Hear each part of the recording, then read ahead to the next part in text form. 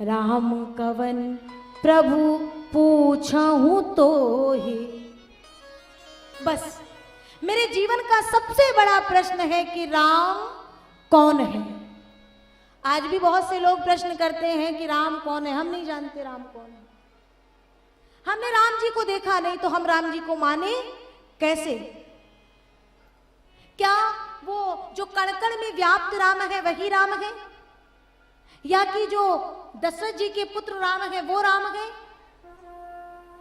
या जिनका कि शिव जी ध्यान करते हैं वो राम है? याज्ञवल्क्य जी मुस्कुराए और एक प्रश्न कर दिए। क्या ये प्रश्न आपसे भी है?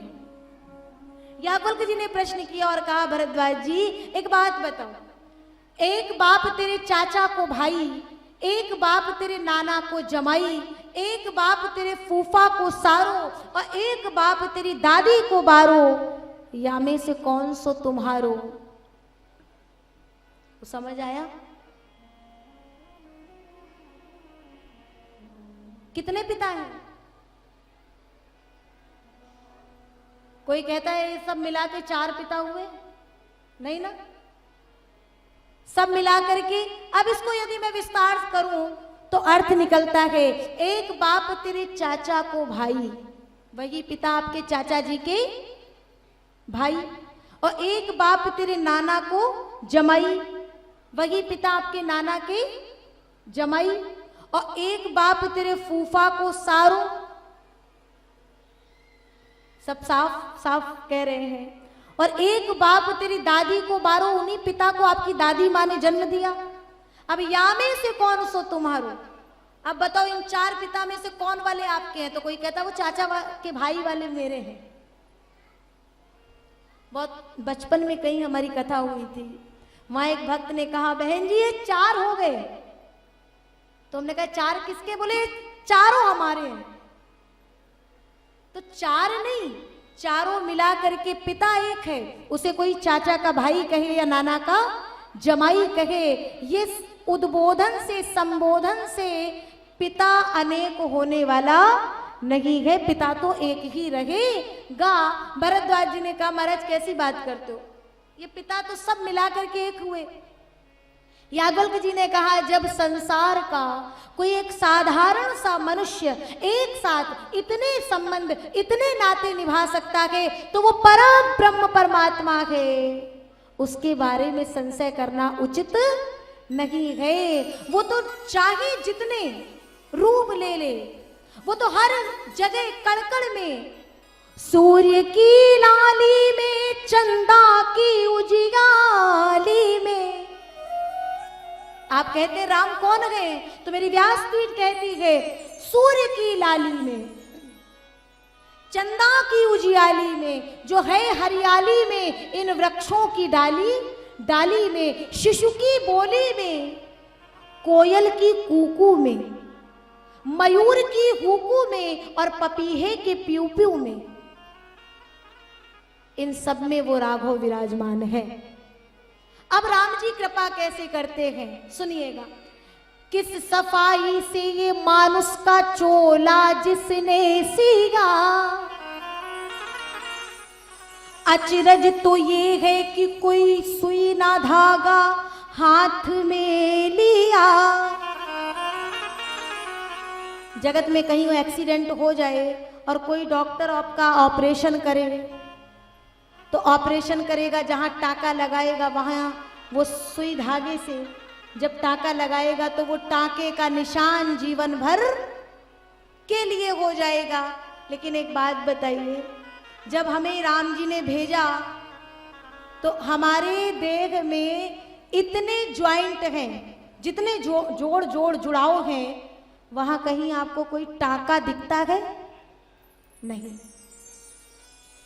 किस सफाई से ये मानुष का चोला जिसने सिया, और अचरज तो ये है कि कोई सुई ना धागा हाथ में लिया, सीप की सी चमकती आंखें बनाई कैसी, रख दी गए बीच में तबले की सी स्याही कैसी, साथ ही इसको वह प्रकाश भी प्रदान किया, इन नेत्रों को वह प्रकाश भी प्रदान किया, और छोटे से तिल में दिखलाई सब जहान दिया। नेत्र कितना बड़ा होता है? पूरे मुखमंडल में नेत्र का जो स्थान है, नेत्र ने कितनी छोटी सी जगह ली है, लेकिन इन नेत्रों से हम पूरे जगत को देखते हैं। और अगर कभी इन नेत्रों में कोई खराबी आ जाए तो क्या डॉक्टर उन नेत्रों को वैसा बना सकता है जैसा भगवान ने बना के भेजा था? नहीं। जगत का कितना पैसा लगा दोगे, कितना खर्च कर दोगे, लेकिन वो नेत्र की रोशनी वापस आने वाली नहीं है। साथ ही इसको वह प्रकाश भी प्रदान किया। छोटे से तिल में दिखलाई सब जहान दिया, जान भी डाल दी इस 5 तत्व के पुतले में। जान भी डाल दी इस 5 तत्व के पुतले में, और प्यारे एक कौड़ी भी न ली इस कृपा के बदले में। एक कौड़ी भी ना ली इस कृपा के बदले में। और अंतिम पंक्तियां सुनिएगा ध्यान से। इतनी कृपा के बाद भगवान ने हमसे एक कौड़ी नहीं ली। हम कहते हमने इतना खर्च किया, हमने इतना खर्च किया। मुझे बड़ा कष्ट होता है, बड़ी अंधेर है भगवन, तुम्हें कैसे रिझाऊं मैं। क्या कहूँ नारायण, बड़ी अंधेर है, ये जितना कुछ है वो सब आपका दिया हुआ है सरकार। मैं आपको रिझाऊं तो रिझाऊं कैसे? ये पुष्प, ये अक्षत, ये फूल, ये धन, ये नोट, ये सिक्के, ये सब कुछ तो आपका है। गाइए मिलके मेरे साथ और राम जी से आज रो रो के कहो कि मेरे पास वो कुछ भी नहीं है अलग जिसे मैंने स्वयं से बनाया हो, जो मैं आपको दे पाऊं। गाइए प्रेम से। बड़ी अंधेर है भगवन, बड़ी अंधेर है भगवन, तुम्हें कैसे रिझाऊं मैं। बड़ी अंधेर है भगवन, तुम्हें कैसे रिझाऊं मैं। कोई वस्तु ना ऐसी है जिसे सेवा में लाऊं मैं। कोई वस्तु न ऐसी है जिसे सेवा में लाऊं मैं। गाइए प्रेम भाव से हरि बोल।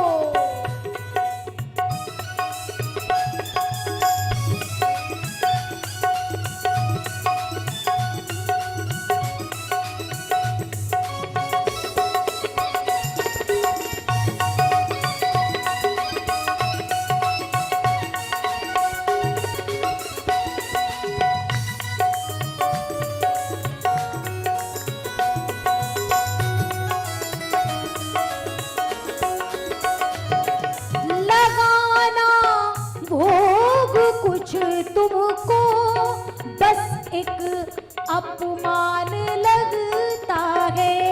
लगाना भोग तुझे तुमको बस एक अपमान लगता है।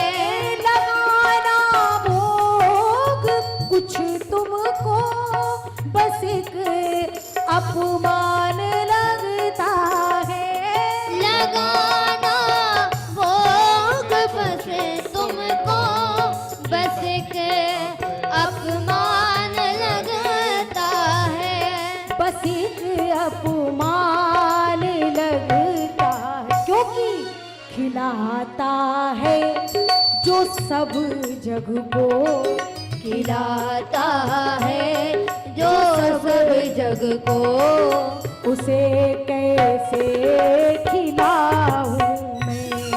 खिलाता है जो सब जग को, उसे कैसे खिलाऊं मैं। खिलाता है जो सब जग को, उसे कैसे खिलाऊं मैं। खिलाता है जो सब जग को, उसे कैसे रिझाऊं मैं।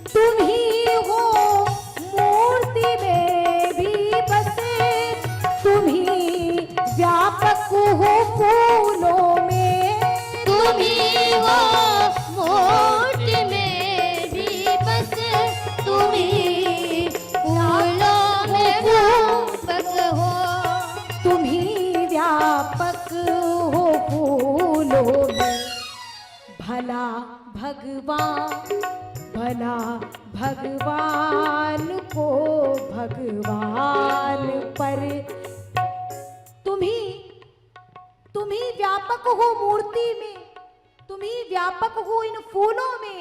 तब कवि कहता है भला भगवान को भगवान पर कैसे चढ़ाऊं मैं। भला भगवान को भगवान पर कैसे चढ़ाऊं मैं।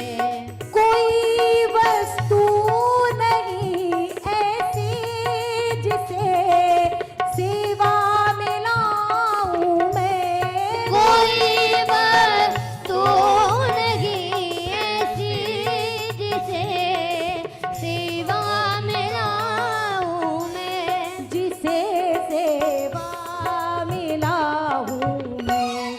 अजब हैरान हूँ भगवन, अजब हैरान हूँ भगवन, तुम्हें कैसे रिझाऊं मैं। अजब हैरान हूँ भगवन, तुम्हें कैसे रिझाऊं मैं। तुम्हें कैसे रिझाऊं मैं। तुम्हें कैसे रिझाऊं मैं। सच तो यही है कि लगाना भोग कुछ तुमको बस एक अपमान लगता है। क्या भोग लगाऊं सरकार, भला भगवान को भगवान पर कैसे चढ़ाऊं मैं। ये सब तो भगवान है ना, तो देखो जान भी डाल दी इस 5 तत्व के पुतले में, और एक कौड़ी भी ना ली इस कृपा के बदले में। अंतिम पंक्तियां, जन्म से पहले यहाँ कौतुक बेमिसाल किया। बड़ा कौतुक भगवान ने कर दिया। जन्म से पहले यहाँ कौतुक बेमिसाल किया। क्या किया कि दूध बच्चे के लिए इस माँ के उर में डाल दिया। दूध बच्चे के लिए माँ के उर में डाल दिया। हाड़ मास की देह में विचार करो जरा, भगवान दुग्ध कैसे लाते हैं। तब भगवान कहते हैं मैंने, मेरा बच्चा आ रहा है ना, तो पहले उसके उदर पोषण की व्यवस्था तो करनी पड़ेगी। ये नारायण की कृपा है। और तब याज्ञवल्क जी ने जब कहा ये सब मिला के कौन हुए, बोले एक पिता। तो बोले संसार का जब ये कोई साधारण मनुष्य इतने नाते इतने संबंध निभा सकता है, तो ये परब्रह्म परमात्मा है। ये जब जहां जो चाहे सो कर सकता है। ये जिसकी जब इच्छा होती है एक हो जाता है, और इनकी जब इच्छा होती है एक से अनेक हो जाता है। मैं आपके मन की चतुराई को जान गया हूं। आप राम की गूढ़ कथा को सुनना चाहते हो और सुन करके जन जन तक पहुंचाना चाहते हो, और इसीलिए ऐसे पूछ रहे हो जैसे कि कुछ जानते ही नहीं हो।